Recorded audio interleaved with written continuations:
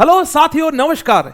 UPPCS की यदि आप तैयारी करना चाह रहे हैं, यदि आपका सपना है एसडीएम बनने का, तो इस बार आप लोगों के लिए बहुत अच्छा मौका आ गया है, क्योंकि इस बार 2018 के बाद इतनी ज्यादा वैकेंसीज आने वाली हैं। लगभग 650 से ज्यादा वैकेंसीज पे इस बार नोटिफिकेशन आ सकता है। इस बार आप अपनी एक नौकरी पक्की कर सकते हो यूपीपीसीएस के माध्यम से। लेकिन उसके लिए हमें समझना पड़ेगा कि यूपीपीसीएस आखिर है क्या, आखिर इसका एग्जाम कब होने वाला है, और साथ में इस एग्जाम के बारे में भी जानेंगे, इसके पैटर्न के बारे में भी जानेंगे। हम समझेंगे कि इसका सिलेबस क्या है, इसमें उम्र सीमा क्या है, इसमें क्वालिफिकेशन क्या जरूरी है। सारी बातों को हम इस वीडियो में कवर करने वाले हैं। यदि आप पूरी वीडियो देखोगे तो आपको फायदा होगा। एक एक चीज आप चाहो तो नोट डाउन कर सकते हो। आइए हम शुरू करते हैं इस वीडियो को। सबसे पहले आप लोगों के पास एक कांटेक्ट नंबर दिख रहा होगा। ये कांटेक्ट नंबर है मेरा 7011127226। इस पे आप कॉल करके मुझसे बात कर सकते हैं और इस अपनी एग्जाम की तैयारी को अच्छी तरीके से सुनिश्चित कर सकते हैं। कोई भी डाउट होता है आपको, प्रीलिम की तैयारी कैसे करना है, मेंस की तैयारी कैसे करना है, इंटरव्यू क्या करना है, कोई भी डायरेक्शन आपको चाहिए, यहाँ पे कोई भी गाइडेंस चाहिए, आप इस नंबर पे कॉल कर सकते हैं। यदि आपको कोई भी डाउट होता है इस वीडियो से संबंधित, तब भी आप इस नंबर पे कॉल कर सकते हैं। आइए शुरू करते हैं। यहाँ पे सबसे पहला मुद्दा यह है कि इस एग्जाम की तैयारी हमें कब शुरू करना चाहिए। तो यदि आप ग्रेजुएशन कर रहे हैं,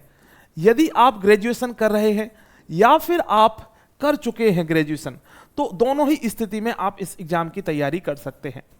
पहली बात।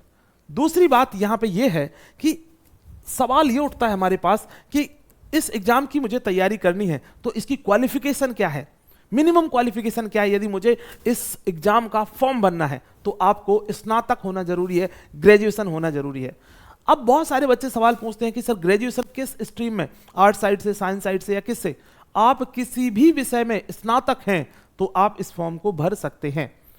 अब बात आती है कि उम्र आपकी कितनी होनी चाहिए फॉर्म भरने के लिए, बहुत इंपॉर्टेंट है।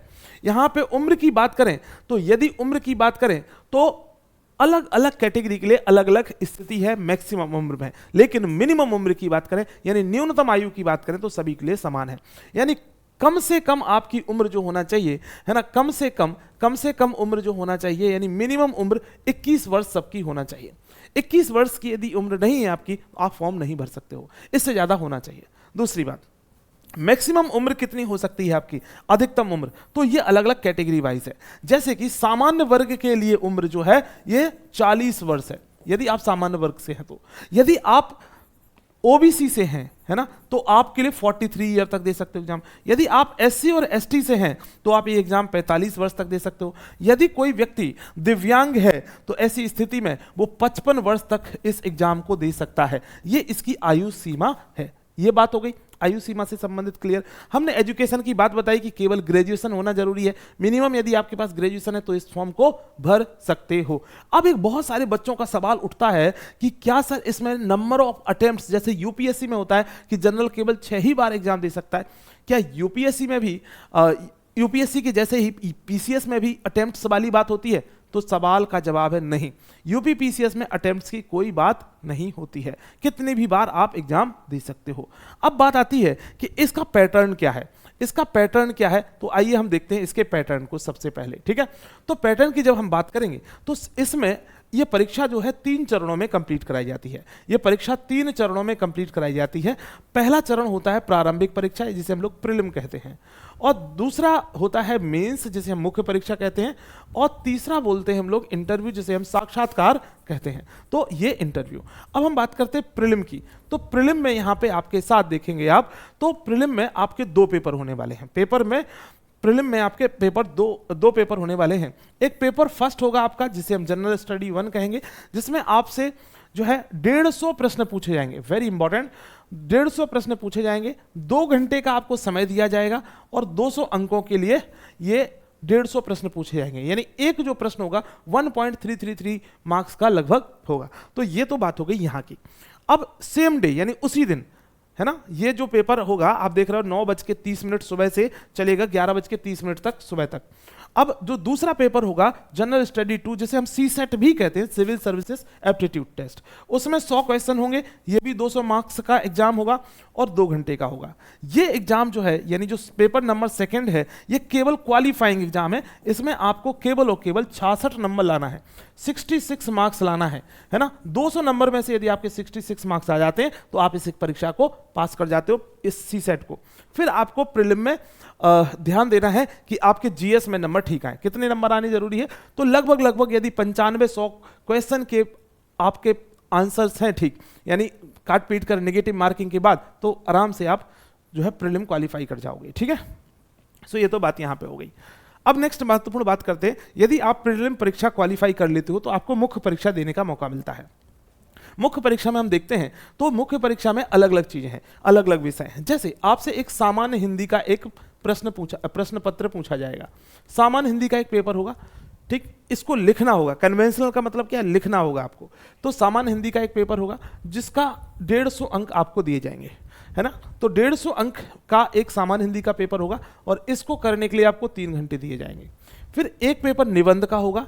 निबंध का भी जो पेपर होगा वो 150 अंकों का होगा और इसके लिए भी आपको 3 घंटे दिए जाएंगे। आपको 50-50 नंबर के 3 निबंध लिखने होते हैं, तो इस तरीके से 150 निबंध के मार्क्स बनते हैं। तो ये दोनों के दोनों पेपर एक ही दिन होने वाले हैं, यानी पेपर 1 और 2 जो है पहले ही दिन ये दोनों पेपर होंगे आपके। उसके बाद दूसरे दिन जो आपके पेपर होंगे मेंस की परीक्षा में, वो होंगे एक जनरल स्टडीज का फर्स्ट पेपर और जनरल स्टडीज का सेकंड पेपर। ये दोनों पेपर जो है ये भी आपके 200 अंक का है और ये भी 200 अंक का है, और ये दोनों पेपर एक ही दिन होंगे, एक सुबह में और एक शाम में, और इसके लिए भी 3 घंटे का समय दिया जाएगा और इसके लिए भी 3 घंटे का समय दिया जाएगा। दोनों पेपर लिखित होंगे इस तरीके से। उसके बाद तीसरे दिन जो पेपर होगा वो जनरल स्टडीज का 3rd पेपर और 4th पेपर होगा, और ये इसमें भी आपको 200 अंकों का पेपर होगा और ये भी आपके 200, और इसके लिए भी 3 घंटे का समय दिया जाएगा और 3 घंटे का समय इसके लिए भी दिया जाएगा। उसके बाद जनरल स्टडीज का जो पेपर है वो भी पेपर नंबर 5th और 6th, ये भी चौथे दिन होने वाला पेपर है, ठीक है। तो 4th डे में ये वाला पेपर होगा। यदि आपसे कोई पूछे कितने दिन चलती है मुख्य परीक्षा, तो 4 दिन ये मुख्य परीक्षा चलेगी आपकी पीसीएस की, ठीक है। तो 4 दिन ये पीसीएस की परीक्षा चलने वाली है और इसको भी 3 घंटे का समय दिया जाएगा और इसको भी 3 घंटे के समय में आपको कंप्लीट होना है। तो आप देख रहे हो कि एक एक दिन में 2-2 पेपर यहाँ पे कराए जाएंगे। तो इसलिए जब आप तैयारी करोगे तो आपको लेखन शैली आपकी बहुत अच्छी होनी चाहिए। लेकिन अब हमारे दिमाग में आता है कि सर ये बताइए, प्रारंभिक परीक्षा में सवाल क्या पूछे जाते हैं, कौन से विषय हमें पढ़ना होता है ना, कौन से विषय पढ़ना होता है। तो जैसे मैंने बोला कि आपकी जो प्रारंभिक परीक्षा है वो 2 चरणों में, प्रारंभिक परीक्षा है उसमें 2 पेपर होते हैं। एक होता है, मैंने आपको बताया था जीएस का, एक पेपर बताया था मैंने आपको जीएस का, और एक मैंने बताया आपको सीसेट का। तो सीसेट और जीएस में हम देख लेते हैं। तो जीएस में हमें क्या पढ़ना है? वही सामान्य से विषय पढ़ना है जो अक्सर आप अलग अलग कॉम्पिटिटिव एग्जाम के लिए पढ़ते हैं, बस थोड़े डिटेल में पढ़ लेना है। जैसे कि आपको ज्योग्राफी पढ़ना है, ठीक है, ज्योग्राफी पढ़ना है। उसके बाद आपको हिस्ट्री पढ़ना है, हिस्ट्री पढ़ना है, साइंस पढ़ना है, पॉलिटी पढ़ना है, इकोनॉमी पढ़ना है, एनवायरनमेंट पढ़ना है, ठीक है, एनवायरनमेंट पढ़ना है, आपको करंट अफेयर्स पढ़ना है, करंट अफेयर्स पढ़ना है। ये जो मेन जो टॉपिक हैं, करंट अफेयर्स, सेंसस पढ़ना है, अपनी जनसंख्या के बारे में पढ़ना है, ठीक है, यूपी के बारे में स्पेशल, यूपी स्पेशल पढ़ना है। तो ये जो स्पेशल जो चीजें हैं ये बस टॉपिक कंप्लीट कवर करना है। तो geography, history, science, polity, economy, environment, current affairs, census, UP special, ये सब जो टॉपिक पूछे जाएंगे वो कहाँ पूछे जाएंगे? ये जो सब्जेक्ट पूछे जाएंगे ये जीएस के पेपर में पूछे जाएंगे जो आपका प्रारंभिक परीक्षा में होने वाला है। उसके बाद सीसेट में क्या पूछा जाएगा? तो सीसेट में आपसे सामान्य हिंदी पूछी जाएगी, बहुत सामान्य छोटे छोटे चीजें होती हैं, सामान्य हिंदी पूछी जाएगी आपसे। इसके बाद आपसे पूछी जाएगी इसमें गणित, है ना, गणित बहुत सिंपल सी पूछी जाती है। इसमें साधारण सी जो है आपसे जो है रीजनिंग पूछी जाती है, रीजनिंग जिसे हम बोलते हैं, यानी तार्किक शक्ति जो है वो आपकी चेक की जाती है। उसके बाद आपसे कुछ साधारण से यहाँ पे अंग्रेजी पूछी जाती है ना, साधारण अंग्रेजी पूछी जाती है। तो ये बहुत कम क्वेश्चन होते हैं अंग्रेजी के, तो आप देखोगे तो बड़े आसान तरीके से यहाँ पे इसको भी कंप्लीट कर सकते हैं। इसके बाद इसमें एक नया सब्जेक्ट होता है जिसे हम कम्युनिकेशन स्किल बोलते हैं, इंटरपर्सनल स्किल्स, उससे संबंधित सवाल पूछे जाते हैं। 100 प्रश्न यहाँ पूछे जाएंगे और इसमें से आपको 33 प्रश्न सही कर देने, यानी 33 दूना 66, तो 66 में आपका ये क्वालिफाई हो जाएगा। बस इससे ज़्यादा इसमें नंबर लाने की ज़रूरत है नहीं, बस मेरिट बनेगी इसके आधार पे। जब आप क्वालिफाई कर जाओगे प्रीलिम में तो फिर आप दोगे मुख्य परीक्षा, और मुख्य परीक्षा में जरूरी है, मैंने आपको बताया जैसे कि मुख्य परीक्षा में आपको क्या करना होगा, मुख्य परीक्षा में आपको जरूरी है कि आपको ये 8 पेपर देने हैं जो कि 4 दिनों में कंप्लीट होंगे, एक दिन में 2-2 पेपर होंगे। जैसे हिंदी में हिंदी पूछा जाएगा, निबंध पूछा जाएगा। जनरल स्टडी फर्स्ट पेपर में क्या पूछा जाएगा आपके दिमाग में आएगा, तो सर इसमें हिस्ट्री पूछा जाएगा, इसमें ज्योग्राफी पूछा जाएगा, इसमें इंडियन सोसाइटी के बारे में पूछा जाएगा, ठीक है, तो वर्ल्ड हिस्ट्री पूछा जाएगा। ये सब चीज़ें पूछी जाएंगी कहाँ, पेपर फर्स्ट में। पेपर 2 में क्या पूछा जाएगा, तो जैसे पॉलिटी यहाँ पूछा जाएगा, इंटरनेशनल रिलेशंस, अंतर्राष्ट्रीय संबंधों के बारे में, भारत और चीन का क्या संबंध है, इस तरीके से जो अंतर्राष्ट्रीय संबंध है वो यहाँ पूछे जाएंगे। उसके बाद जो है सोशल इश्यूज पूछे जाएंगे, यानी सामाजिक मुद्दे, गरीबी, बेरोजगारी, भुखमरी, है ना, ये सब पूछा जाएगा। पेपर 3 में क्या पूछा जाएगा गुरुजी, पेपर 3 में इकोनॉमी, अर्थव्यवस्था के बारे में पूछा जाएगा, पर्यावरण के बारे में पूछा जाएगा आपसे, ठीक है। उसके साथ साथ में आपसे साइंस एंड टेक, विज्ञान एंड प्रौद्योगिकी, environment, disaster management, internal security, है ना, आंतरिक सुरक्षा इत्यादि चीजें आपकी पूछी जाएंगी। और पेपर 4 में आपसे एथिक्स के बारे में पूछा जाएगा कि आप कितने नैतिक हैं या नहीं है, हो पाएंगे नहीं हो पाएंगे, अलग अलग केस स्टडी पूछी जाएंगी, अलग अलग जो है दर्शन की चीज़ें यहाँ पे पूछी जा सकती हैं। उसके बाद पेपर 7 और 8 में ये पूरा तरीके से यूपी स्पेशल से जुड़े हुए पेपर हैं, ये दोनों पेपर। तो यूपी स्पेशल से संबंधित जो है पेपर नंबर जो है आप देख रहे होगे, जो इसे हम जीएस का 5th पेपर बोलते हैं और 6th पेपर जीएस का बोलते हैं, तो इन दोनों में आपसे पूछे जाएंगे यूपी स्पेशल से।